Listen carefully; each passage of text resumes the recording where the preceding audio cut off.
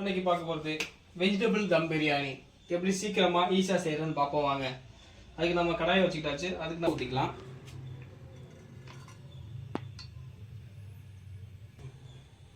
இது கூட ஒரு ஸ்பூன் நெய் சேர்த்துக்கலாங்க.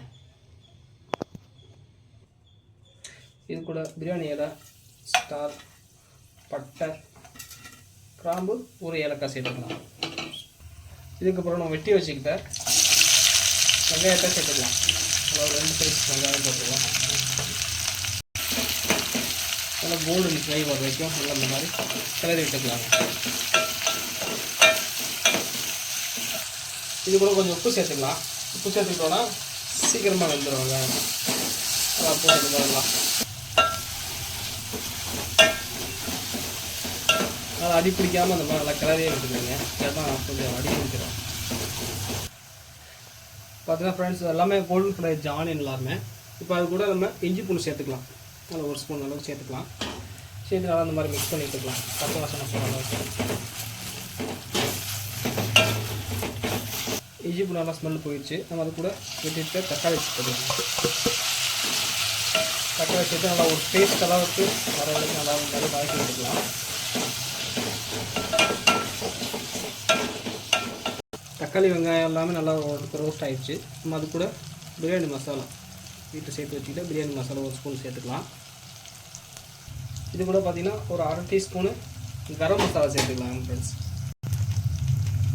இது கூட ஒரு ஸ்பூனு காஷ்மீரி சில்லி போட்டால் நல்லா கலர் கொடுக்கும். அதை சேர்த்து நல்லா ஒரு வதக்கி எடுத்துக்கலாம்.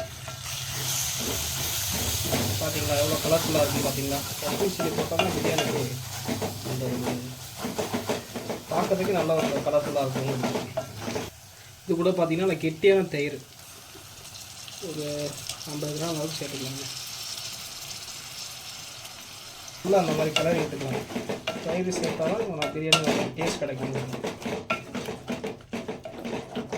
நம்ம செய்வது பார்த்திங்கன்னா ஒரு 3 பேர் சாப்பிட்ற அளவுக்கு செய்கிறோம். இதுக்கு நம்ம எடுத்துக்கிறது பார்த்திங்கன்னா ஒரு 2.5 கப்பு பாஸ்மதி ரைஸ் எடுத்துருக்கோம். அதுக்கு தேவையான அளவுக்கு தான் நம்ம எல்லாமே சேர்த்து ரெடி பண்ணி வச்சுருக்கோம். இப்போ பார்த்தீங்கன்னா புதினா மல்லி சேர்த்துக்கலாம். இது கூட 2 பச்சை மிளகா சேர்த்துக்கலாம். இப்போ பச்சை மிளகா சேர்த்தா தான் ஓரளவுக்கு மிக்ஸ் ஆகி வரும். நம்ம முன்கூட்டியே போடும்போது காரம் ஜாஸ்தி ஆகிடும். உங்களுக்கு காரம் தெரியாது.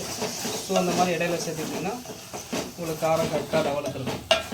ஓகே ஃப்ரெண்ட்ஸ், ஓரளவுக்கு நல்லாவே வெந்து வந்துருச்சு. நம்ம அது கூட நம்ம காய்கறிகள் சேர்த்துக்கலாம். நம்ம என்ன எடுக்க போகிறோம்னா பீன்ஸு, கேரட்டு, அது கூட சோயா நான் போட்டு இன்றைக்கி பிரியாணி சேர்க்கலாம். வாங்க எல்லாத்தையும் மிக்ஸ் பண்ணி போட்டுடலாம். கேரட்டு, பீன்ஸு போட்டு ஓரளவுக்கு பாதி அளவு வேகிற மாதிரி கொஞ்சமாக தண்ணி ஊற்றி வேக வச்சுக்கலாம் ஃப்ரெண்ட்ஸ்.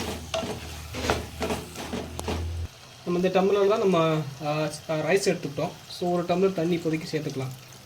வெஜிடபிள்ஸ் கொஞ்சம் வேகிற அளவுக்கு. மசாலா வெஜிடபிள் நல்லா ஓரளவுக்கு பாதி அளவுக்கு வெந்துருச்சு. நம்ம அது கூட சோயா சேர்த்துக்கலாம். சோயா சேர்த்து நல்லா மிக்ஸ் பண்ணி விட்டுட்டு நல்லா மிக்ஸ் பண்ணி விட்டுக்கலாங்க. தண்ணி சேர்த்துக்கலாம். தண்ணி சேர்த்துட்டு நல்லா கொதி வந்ததுக்கப்புறம் நம்ம எடுத்து பாஸ்மதி ரைஸ் சேர்த்துட்டு நல்லா ஒரு தம் போடுறது தாங்க இப்போ வேலை நம்மளுக்கு. இப்போ நம்ம தண்ணி சேர்த்துக்கலாம். நம்ம இந்த டம்ளர்லாம் நம்ம ரைஸ் எடுத்துக்கிட்டோம். ஸோ நம்ம 2.5 கப்பு ரைஸ் எடுத்துக்கிட்டோம். அதுக்கேற்ற மாதிரி தண்ணி சேர்த்துக்க வேண்டியதான். 4-5 கப்பு தண்ணி சேர்க்கணும்.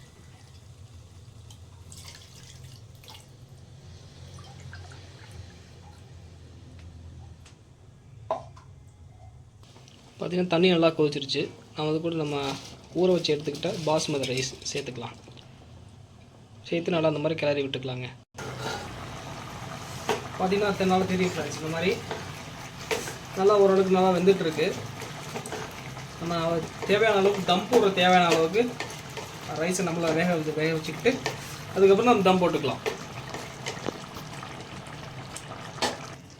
இந்த அளவுக்கு பார்த்திங்கன்னா அந்த லைட்டாக தண்ணி இருக்கும்போது தம் போட்டால் தான் சோறு உடையாமல் கரெக்டான பதத்துக்கு நம்மளுக்கு கிடைக்கும். ஸோ நம்ம இப்போ அங்கே தம் போட்டுக்கலாம். தம் போடுறதுக்கு நமக்கு நான் ஒரு தோசைக்கல் எடுத்து வச்சுக்கிட்டு அதுக்கு மேலே அதை வச்சுட்டு அதுக்கு மேலே ஒரு வெயிட் வைக்கணும். வெயிட் பார்த்தீங்கன்னா சுடு தண்ணியாவது வீட்டில் இருக்க ஏதாவது ஒரு பொருளை நம்ம மேலே வச்சுக்கலாம். நம்ம வச்சுக்கிட்டு தம் போட்டுக்கலாம். தம் போட்டு நல்லா ஹை ஃப்ளேமில் ஒரு 10 நிமிஷமோ லோ ஃப்ளேமில் ஒரு 5 நிமிஷம் வச்சு இறக்கிட்டோம்னா சுவையான வெஜ் தம் பிரியாணி ரெடிங்க. ஓகே, வாவ், சூப்பராக ரெடி ஆயிடுச்சு பிரியாணி. பார்த்தீங்கன்னா நம்ம இது கூட கார்னிஷ்க்கு லைட்டாக புதினாவை சேர்த்துக்கலாம். அது கூட நெய் சேர்த்துக்கிட்டு இறக்க வேண்டியதான் ஃப்ரெண்ட்ஸ், அவ்வளோதாங்க.